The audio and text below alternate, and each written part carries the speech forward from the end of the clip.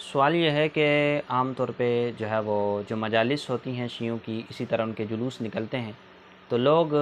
کھیل کود کے چکر میں یا جو ہے وہ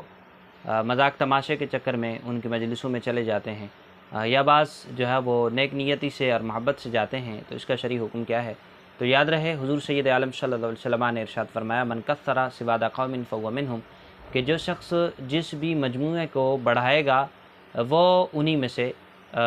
شامل ہے، انہی میں سے شمار ہوگا۔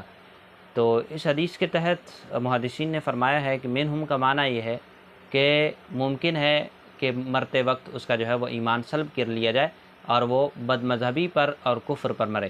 تو اس لیے ان چیزوں سے احتیاط کرنی چاہیے، کیونکہ حضور سید عالم صلی اللہ علیہ وسلم نے صریح الفاظ کے ساتھ منع فرمایا ہے کسی بھی قوم کے مجموعے کو بڑھانا، یہ گویا اس